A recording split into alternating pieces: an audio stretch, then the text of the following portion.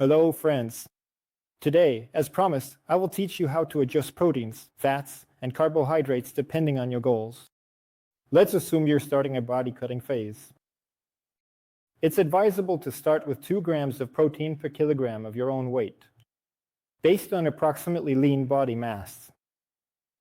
That is, for example, if your own body weight is 200 kilograms, then you, of course, need 400 grams of protein. You don't need to take that much.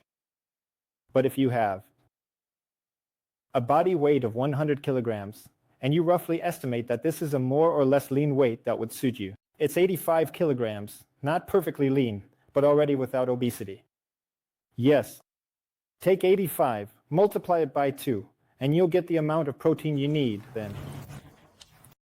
For carbohydrates, if you're starting to gain mass, start with 3 to 4, well, I would say 3.5 or 4 grams of carbohydrates per kilogram of body weight if you're an ectomorph.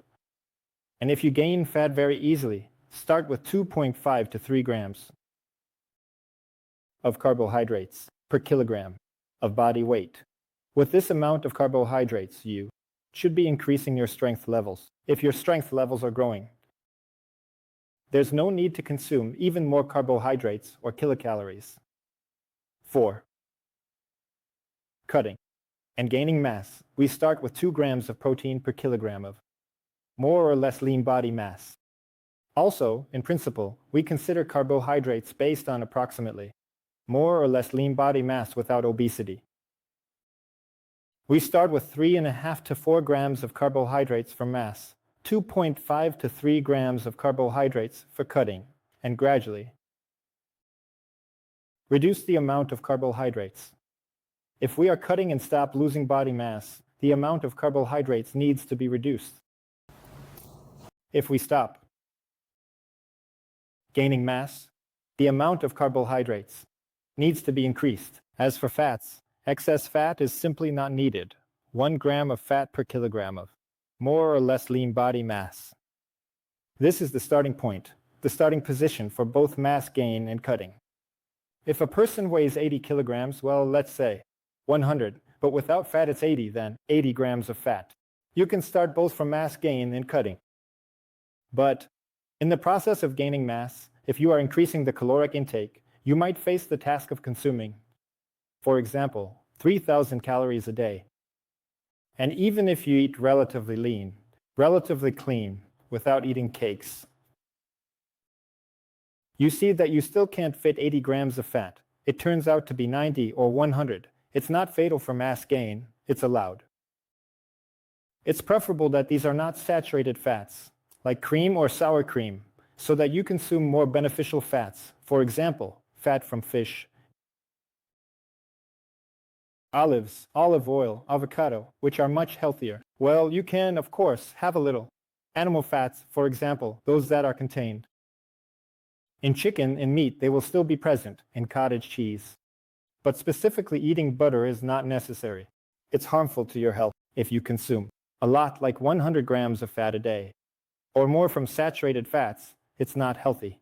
For mass gain, we can go from 80 grams of fat a day and a little more, like 90 to 100 grams, it's not a big deal.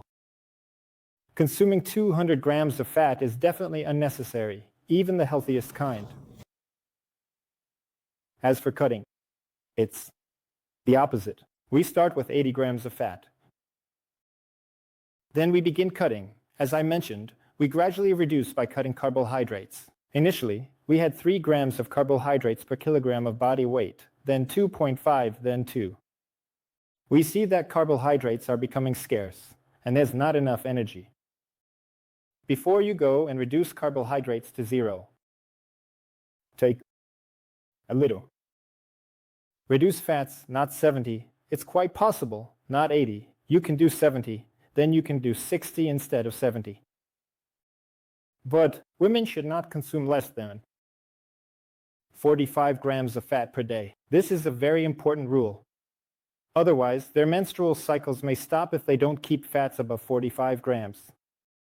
The risk is much lower that menstrual cycles will be interrupted.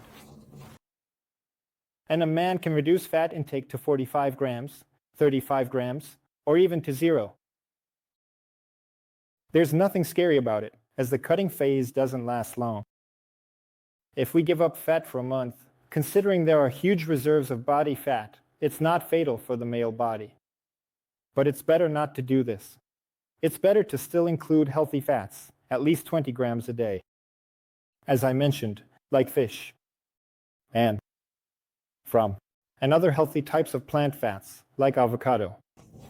20 grams a day won't hurt you. However, you can't eat like this on a permanent basis throughout your life.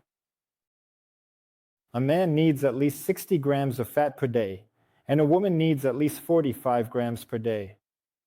I think that when you're not cutting, this amount should be a bit higher, as I mentioned at the beginning. Regarding cutting protein. Protein. Almost never below 2 grams. We don't cut back if we're engaged in strength sports. In rare cases, even, we can increase the amount of protein. For example, I have a student, Dana Yukyanzev, who consumes about 3 grams of protein per kilogram of body weight and shows very good form. If you feel that you are not eating enough, let's say you consume your amount of carbohydrates, fats, and proteins, and still feel hungry, you can add more protein. This is acceptable both during cutting and bulking, up to 3 grams per kilogram of body weight. It's absolutely normal and won't harm healthy kidneys or liver. 3 grams of protein causes no harm. Moreover, I repeat, we calculate not based on total body weight, but on a more or less lean body mass. That is, as if you had 5% body fat, which is never the case. You should base it on the body weight you would have if you had around 10 to 15% body fat. That's how you should calculate protein. That is, for a normal person without obesity, because excess fat doesn't deserve for us to assign it additional proteins, carbohydrates, especially fats, and feed it unnecessarily. So what to do if we need to cut back on protein? For example, you've been cutting for 2 months, but the last 2 kilograms of fat won't go away. In this situation, you can even cut back on proteins, even down to 1 gram of protein per day or less. But how to reduce muscle mass? In this case, you need to incorporate BCA amino acids and complex amino acids, comprehensive ones, and in quite a large amount. For example, 20 grams of BCA per day and 20 grams of complex amino acids per day. That's actually not much. This is probably the minimum with such a protein deficit. But it's not for long, for a week, 2 or 3, to dry out the last bits, so to speak, after which you should still return to your normal intake, to 2 grams of protein or more. From 2 to 3 grams of protein per day per kilogram of more or less lean body mass. For you, this is the norm. There are even standards that say you can consume from 1.8 grams of protein. But I think these formulas consider the total body mass, and therefore, it actually results in much more protein per kilogram of actual body mass, thus regulating proteins, fats, and carbohydrates.